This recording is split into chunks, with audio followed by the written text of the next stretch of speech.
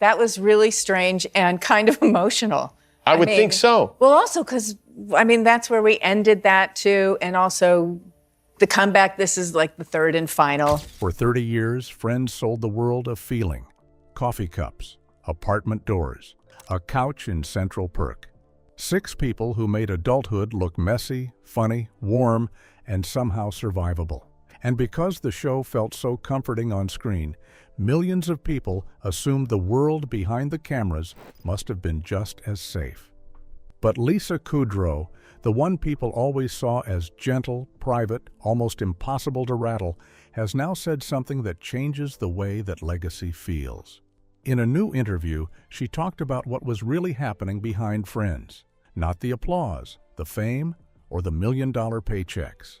The other part, the harsh comments, the disturbing conversations, the culture inside the writer's room. She did not sound bitter. She sounded calm.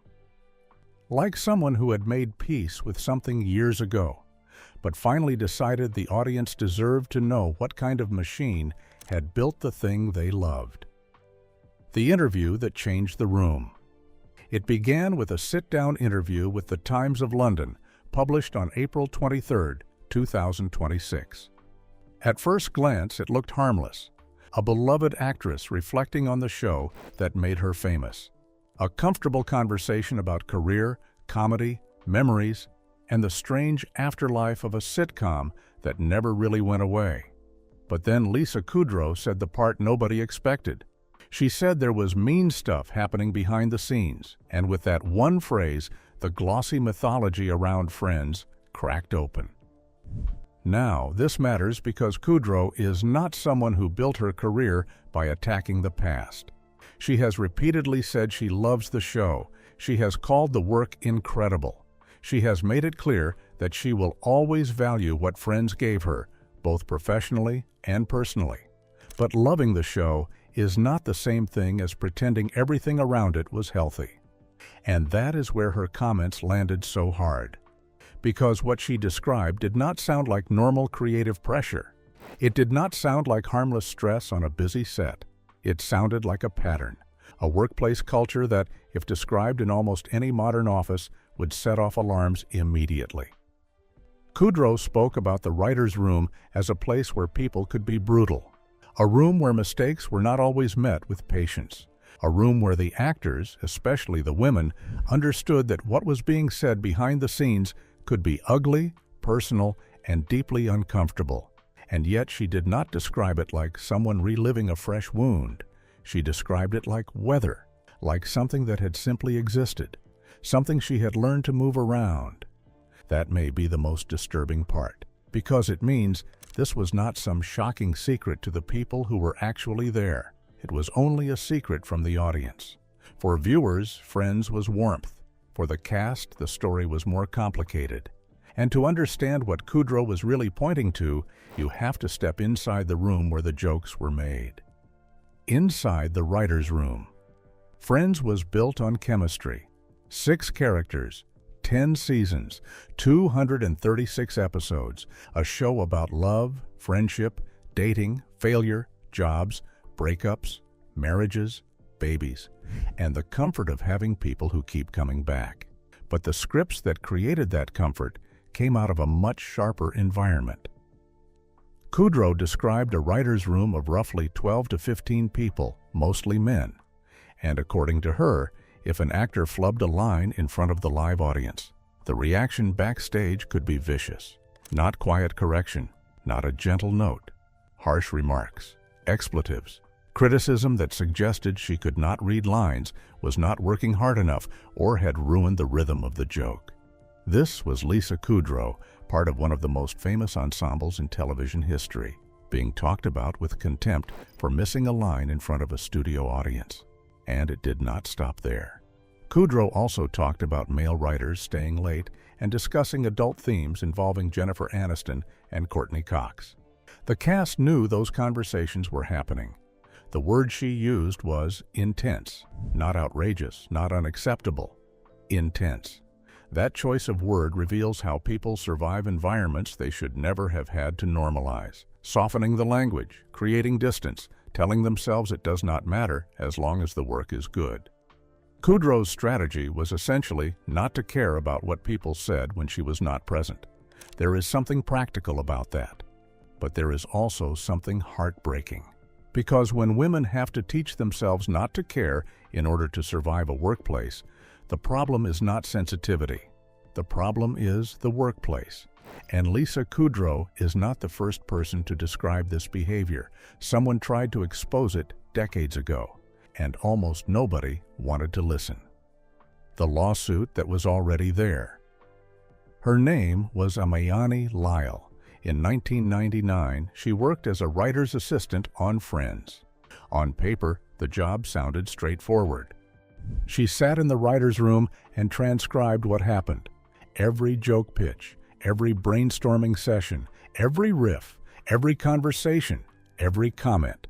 But according to Lyle, what she heard in that room was not just comedy being built. It was vulgar, relentless, degrading.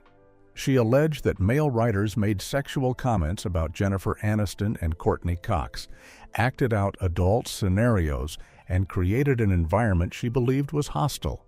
She also claimed she experienced racial harassment. In her view, this was not edgy writing. It was workplace abuse dressed up as creative process. So she sued Warner Brothers Television for sexual and racial harassment. And the case did not simply vanish. It moved through the California courts for years and eventually reached the California Supreme Court. In 2004, the court ruled against her. The reasoning was the part that still feels surreal. Because Friends was a sitcom that dealt with dating, sex, and adult relationships, the court held that graphic discussions in the writer's room could be considered part of the creative process.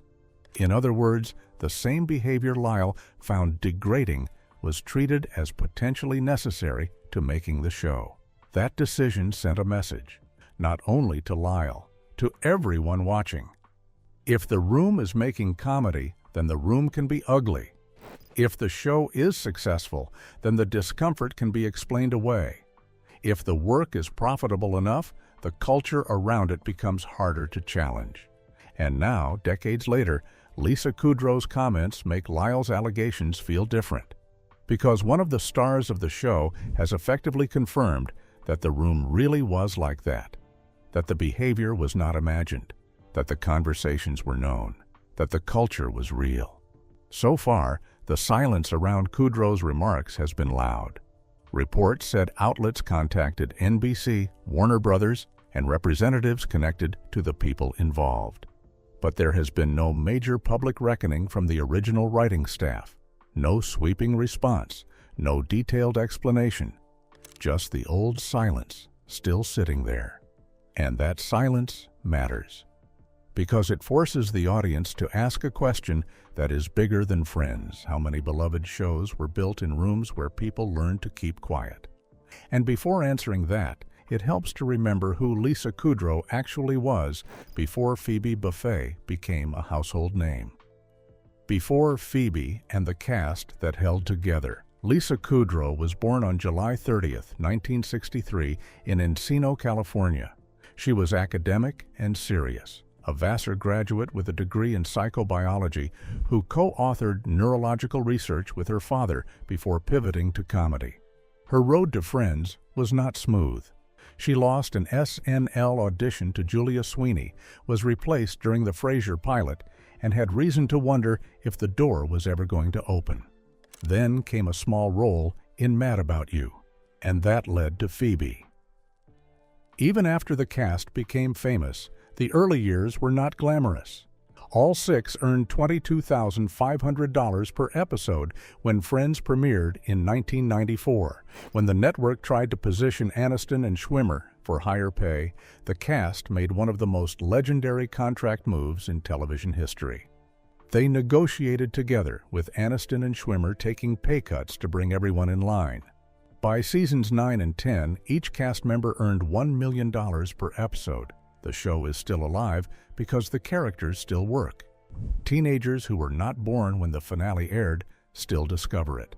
People still watch when they are lonely, tired, or simply want to spend time somewhere familiar.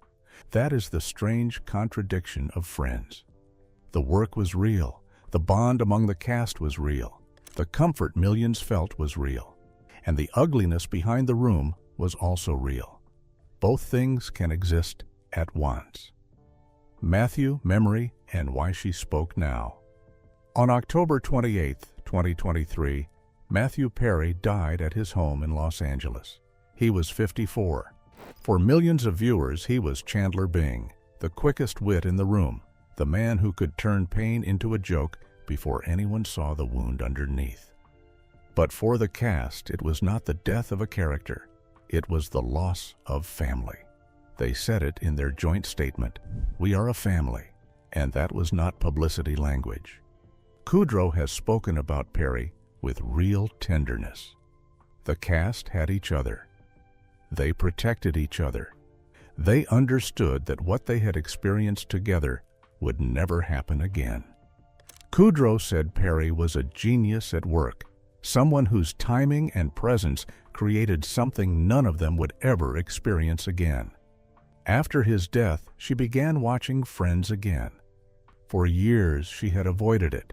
Watching herself felt uncomfortable, too strange. But grief changes the way the past feels. Suddenly, the show was not only a performance, it was Matthew, his timing, his voice, his brilliance still alive in scenes filmed decades earlier. And in watching again, Kudrow said she finally appreciated the show really was. That may be why she is speaking now, not because she hates Friends, because she understands it better than ever. She can love the work and still tell the truth about the cost. She can cherish the cast and still name the culture. That is what makes her comments so powerful. She is not anonymous. She is not bitter. She is not someone who failed and came back angry. She is Lisa Kudrow, an Emmy-winning actress, one of the 6 faces of the most successful sitcom of its generation, a woman still benefiting from the show's global afterlife. She made it, and she is saying it was still brutal. Because the entertainment industry of the 1990s trained women to absorb discomfort as the price of opportunity. If they objected, they risked being labeled difficult, oversensitive, not tough enough for the room. So they learned to survive. Kudrow's coping strategy was exactly that. If they said it when she was not in the room, she would choose not to care. But choosing not to care is not the same as nothing being wrong. The truth about Friends is more uncomfortable than the show being fake.